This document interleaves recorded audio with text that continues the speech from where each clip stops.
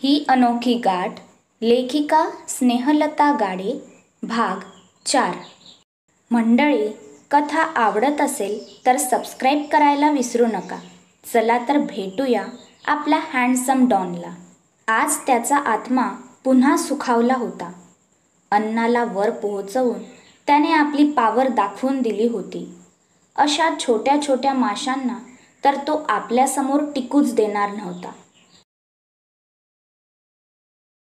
जगावर आपली सत्ता सांगणारा तो लवकरच त्या बंद डोळ्यांमध्ये कैद होणार होता, हे मात्र तो जाणून नव्हता. सकाळच्या कोवळ्या उन्हात ध्यान करत बसला होता. त्याचं काम करायला मन शांत असणं गरजेचं होतं. शर्टलेस तो पाठीचा कणा ताठ करून डोळे बंद करून ध्यान मुद्रेत बसला होता.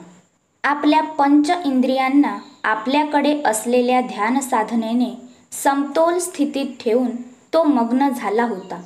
जणू कोणत्या इंद्रियांनी काय आणि कसं काम करावं हेही तोच ठरवत होता. चेहऱ्यावरचे भाव अतिशय शांत होते. श्वास एका लयीत सुरू होते. अगदी वादळ, वारा, पाऊस आला तरी तो आपलं ध्यान विचलित करत नव्हता. कोणालाही त्याच्या त्या वेळेत येऊन एक चक्कार शब्द काढायची अनुमती दिली नव्हती त्याने. एकांत सगळ्यात जास्त प्रिय होता त्याला. पण आज त्याच्या त्याच एकांतात तिने थैमान घातलं होतं. खूप वेळ झाला स्वतःला एकाग्र करायचा प्रयत्न करत होता, पण नाही.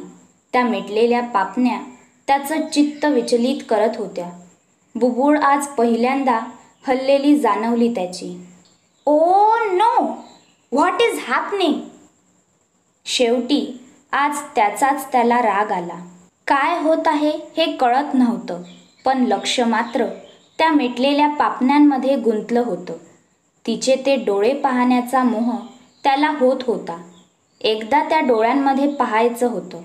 राहून राहून ती शुद्धीत असताना किती सुंदर दिसत असेल असं वाटत होतं. मोठा श्वास घेऊन सोडला त्याने. दिवसाची सुरुवात तशी काही चांगली झाली नव्हती, पण त्याला काय फरक पडणार होता? त्रिलोक होता तो. सगळ्यांचे राहू केतू तो त्याच्या मर्जीने फिरवून टाकत होता. मग तो स्वतःसाठी खूप काही करूच शकतो ना. सध्या तरी त्या निजलेल्या परीला जागेपणी पाहायचं होतं. जॉन, त्याने आपला चेहरा पुसत हात हवेतच स्ट्रेच करत ओरडला. Yes boss. जणू हा त्याच्या आवाज देण्याची वाट पाहतच बाहेर उभा होता. आवाज दिल्याबरोबर लगेच धावत आला. Who was that girl? आपल्या मोबाईलमध्ये पाहतच त्याने विचारलं. आज पहिल्यांदा कोणत्या तरी मुलीबद्दल विचारत होता. नाहीतर काही तास जिच्यासोबत कधीतरी बेड शेअर करायचा तिचा चेहराही कधी लक्षात ठेवत नव्हता. Which one boss? आता इतक्या मुली त्याच्या आयुष्यात आल्या होत्या की आता हा नेमक्या कोणत्या मुलीबद्दल विचारत आहे हे कसं कळणार त्या बिचाऱ्याला? The one you were given responsibility for at night. बोलतानाही त्याचा आवाज किंचित वाढला होता. एकतर कधी कोणत्या मुलीमध्ये त्याने इंटरेस्ट नव्हता घेतला आणि आता त्याचं मन आणि बुद्धी दोन्ही त्याच्या विरोधात गेले होते. त्यात हा सारखा प्रश्न विचारत होता.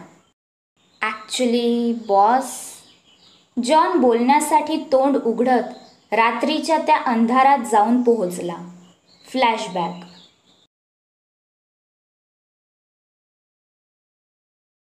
हे हॅलो, हे वेकअप प्लीज. जॉन आरोहीला नीट पाहत आवाज देत होता. आधीच त्याला तिथून निघायला उशीर झाला होता. त्यात ही काही डोळे उघडत नव्हती. शेवटी आपल्याजवळ असलेल्या बॉटलमधून त्याने काही थेंब तिच्या चेहऱ्यावर शिंपडले. भूत भूत भूत. पाणी पडताच ती जोरात ओरडत उठून सरळ उभी राहिली. ती इतक्या जोरात ओरडली की जॉन 5-6 पावले मागे पळाला. अचानक काय झालं हेच कळत नव्हतं. ती मोठमोठे श्वास घेत त्यालाच पाहत होती. अचानक मागे हल्ला कोणी केला हे काही कळलं नव्हतं, पण आता भूत होतं की काय असं वाटलं.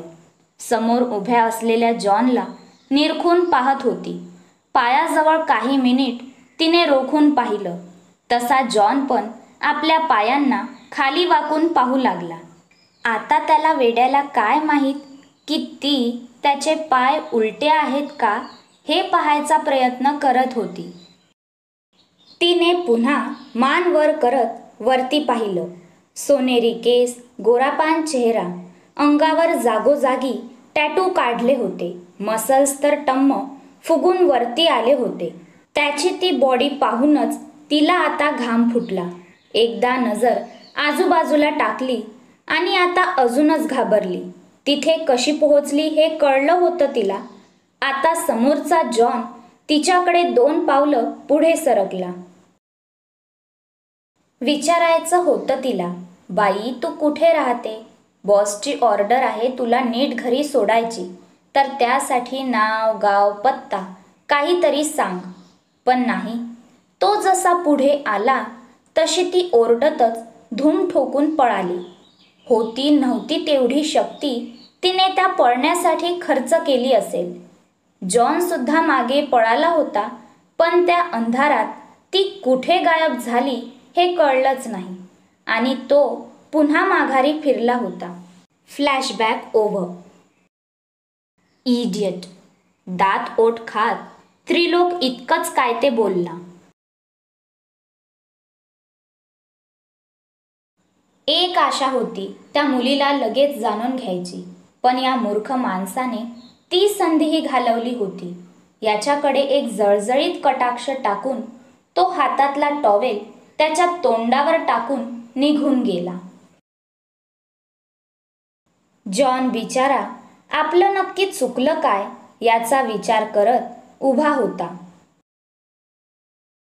इकडे त्रिलोक जिथे तिच्या आठवणीत तिला भेटायला आतुर झाला होता, तिथे ती त्याच कालच्या प्रसंगाने आता बरीच अस्वस्थ होती. तायडे तुझी कमाल आहे. अगं झोपेत चालत सरळ बीचवर गेली. बरं गेली तर गेली, आली जाग तर यायचं ना उलट्या पावली परत. नाही, तुझ्यातला जेम्स बॉन्ड जागा झाला होता ना. काय गरज होती त्या आवाजाच्या दिशेने जायची? तुला काही झालं असतं तर? तुझी ही झोपेत चालायची सवय एक दिवस खूप महागात पडणार आपल्याला. परी काळजीने कमरेवर दोन्ही हात ठेवून तिला बडबडत होती आणि ती आपल्या बोटांची नखं कुरतडत तोंड पाडून बसली होती. मी काही मुद्दाम करते का? आरोही मुसमुसत बोलत होती. पुढे काही बोलणार की बाहेरून ओरडायचे आवाज येऊ लागले. तशा दोघी एकमेकींकडे पाहून बाहेर पळाल्या. ओ साहेब, काय करताय? अहो सोडा त्याला, लहान आहे तो. नाजुकाबाई समोर उभ्या पोलिसाला बोलत होत्या.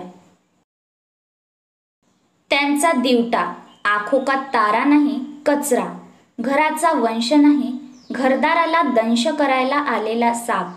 त्यांचं एकुलतं एक कार्टं सध्या पोलिसांच्या ताब्यात होतं. त्या पोलिसाने त्याचं मानगूट पकडून त्याला खाली वाकवलं होतं आणि वरून दणके सुरू होते. लहान आहे, 18 वर्षाचा घोडा आहे आणि लहान बोलते. काल त्या दिन्या शेठची गाडी ठोकली. तो बोलायला गेला तर भर रस्त्यात तुडवला त्याला. खाऊन खाऊन माजलाय की गेंडा. काय रे रताळ्या? इन्स्पेक्टरने हात उगारला होताच की परी आणि आरोही समोर आल्या. दीपक!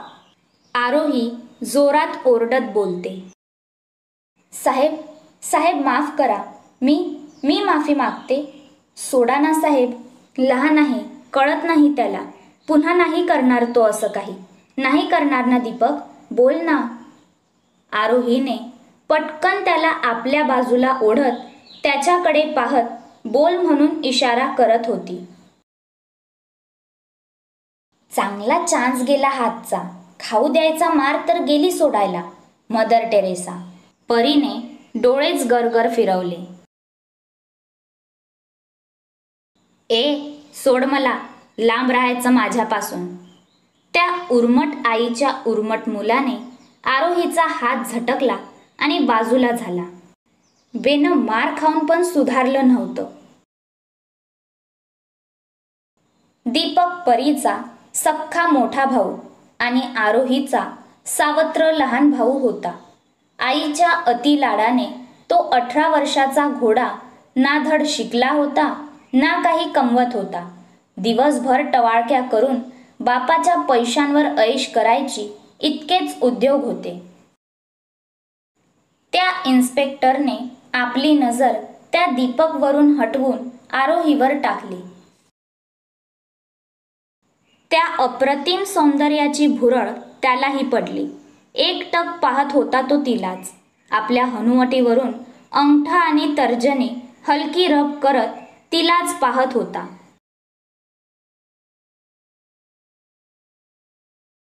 साहेब ऐका की माझं, सोडा की त्याला. नाजुका, आपल्या नाजूक, आता कसा नाजूक हे तुम्हाला माहीत आहेच, आवाजात बोलली. तशी त्याच्या कपाळावर हलकी आठी पडली. त्याच्या कामात तिने व्यत्यय आणला होता.